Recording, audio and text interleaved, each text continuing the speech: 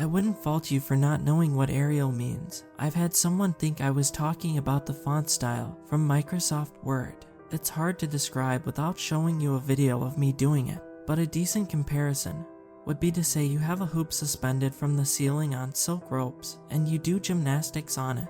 It's not a great description, but hey, you have Google and YouTube. I'm sure you can figure it out if you're really curious. The reason I'm writing this account is to warn you to stay away from Fielding Studio in Edmonton, Alberta. I'm not even sure if what I experienced really happened or if it was some kind of crazy hallucination or dream, but when I wake up the bruises and cuts are still on my arms and legs, so it must have been real. I live downtown, but the studio I used to practice at is far on the south side of town, so I didn't get to practice nearly as much as I wanted to. Given that, I was thrilled when I was walking just a block away from my apartment and saw a sign in a window that advertised a new studio was opening up. I followed Fielding Studio YEG on Instagram and saw that they were planning to open only a week from now.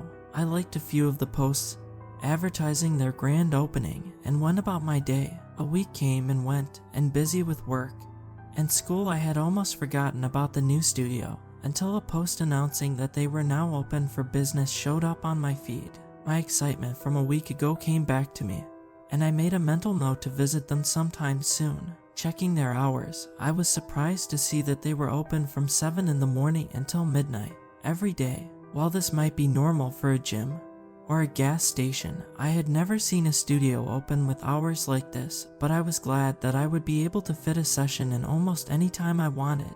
It was another 3 days before I managed to find the time in my schedule to make it down to Fielding's. It was shortly after dinner, around 7 o'clock if I remember correctly, when I packed up my bag and set out to walk to the studio for a quick session. I arrived and stepped into the lobby where a woman who looked to be in her 30s was sat behind a desk, eyes fixed on her computer. She looked up and smiled as I entered. "Hi there, how can I help you?" she asked. "Just wondering what your rates for drop-in sessions are," I asked, returning her smile. "I've got a pricing sheet right here, have a look," she said, handing me a laminated sheet of paper that detailed the rates for the various classes offered here. The prices were surprisingly cheap, so I paid the drop-in fee and went off to the change room. I emerged back into the main room of the studio and was well impressed by it. If you've never been to one of these before, it's essentially just a huge open room. Mats cover the floor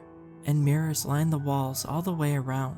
Colored strips of silk cloth hang from the ceiling above the mats, and in the corner are stacked the hoops that you use. I found a spot for myself and set everything up. I spent about an hour there in total, which includes all the warm-up and whatnot. It felt great to get back into my favorite hobby again, and I felt revived and happy as I walked home. The hours of the studio were great, as was the cost. In hindsight, I wish that I had remembered the concept of too good to be true, but hindsight is 2020. The next month passed like any other: school, work, time with friends, and when I could make time, indulging myself down at Fielding's. Towards the end of that month, I had gone through a little bit of personal drama which I won't get into, but I hadn't been feeling the best and was having to force myself into doing most things. It was a Thursday night. I had been feeling drained all day, but got one of those random bursts of inspiration that you tend to get after the sun has gone down, and I forced myself to my feet and decided that a good workout and some aching muscles would fix me. It was late at night, so I thanked the stars that Fielding's was always open until midnight. I packed up my change of clothes and walked down to the studio.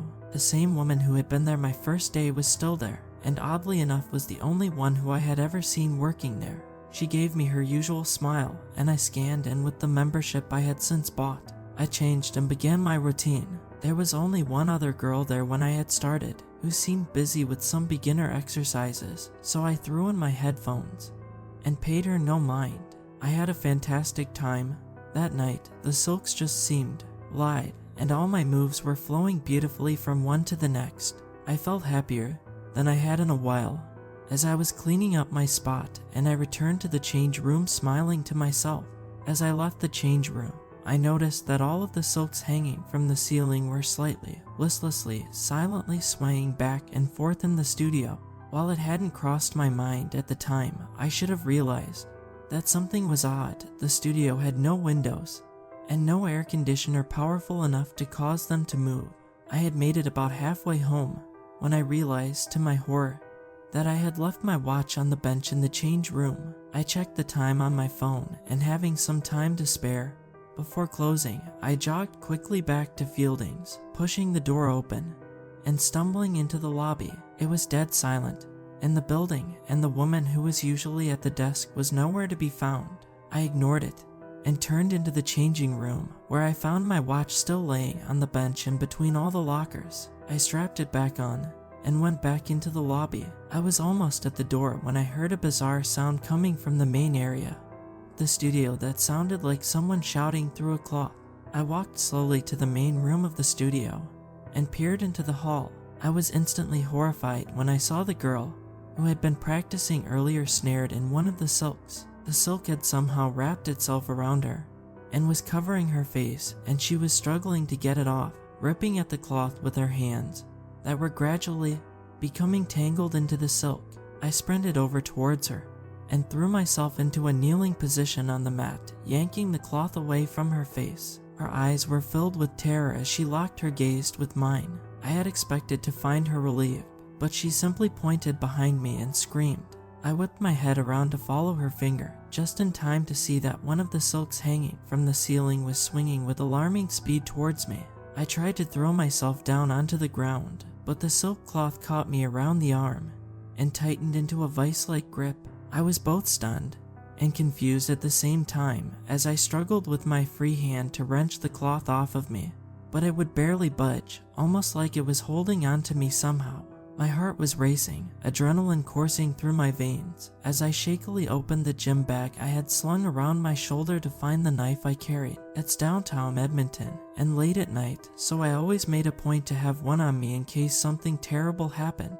I pulled the blade free of its covering and slashed at the silk that held me by the arm. The cut wasn't deep, but the silk responded as if it was alive and flew away from me in what seemed to be some sort of animalistic reaction to pain. I turned around, knife in hand, to see that the girl had been re-enveloped by 2 more bands of silk. I stabbed at them, and they relaxed their grip on her enough for her to fall back on the floor, panting, and with tears rolling down her face. I grabbed her by the arm and yanked her to her feet. "Let's go," I yelled as I pulled her after me. All the silks in the room were now either twisting and swaying violently, or poised like some sort of snake preparing to strike. I held my knife in one hand and the strange girl in the other as I sprinted towards the door. She must have either been too scared, or I was running too fast, because she tripped over her own feet and landed face first onto the ground with a loud thud. I turned around to help her back up when the world spun around me, and I was wrenched off my feet and sent sprawling onto the ground beside her. There was an iron-like grip on my ankle, and I twisted myself around to see that one of the cloths had wrapped itself around my ankle. I sliced it halfway through, just inches above my foot, and the silk recoiled in some strange inanimate anger. I staggered to my feet and turned to see that the girl who had fallen had been entangled by 3 of the silks and was being quickly dragged from the ground into the air by her feet. She was too high up for my knife to reach by that point, and my flight or fight response was racing. I wish I could say I tried to help her, but I didn't. I ran. I turned and ran for the door of the building, stabbing at any of the silks that swayed even remotely close to me. I reached the entrance of the studio's main hall and turned, gaping in horror at the scene that lay before me. The girl had been dragged up to the top of the high ceiling of the studio's hall, and all of the silks in the room had converged on the point where she was being held. All I could see was a thrashing, humanoid shape writhing about in the cocoon of silk for a few moments before the cloths began to wriggle and squirm in a disgusting, almost intestinal manner. 30 seconds later, the silks went still, and they burst open all at once like a flower blooming in the morning. They all returned to their normal hanging place, clean and spotless aside from the rips and cuts I had given to a few of them. What fell out of the midst of the silks, however, is something I'll never forget. A pile of bones, still smeared red, had fallen from the center of the cloth flower and clattered onto the ground in the center of the studio. I stood in stunned silence for what must have been minutes, but felt like hours, gazing alternatively between the silent hanging silks and the silent red bones. A wave of terror crashed over me, and I ran from the building, sprinting home to my apartment, where I splashed my face with water and stared at myself in the mirror for half an hour, wondering if I was crazy. I couldn't think of anywhere else to post this account. I don't know what I saw that night or what exactly happened, but I have marks to prove it's real. It seems so fake, and yet I know what I saw happened. I just don't know what to do now. I guess all I can say is stay away from Fielding Studio.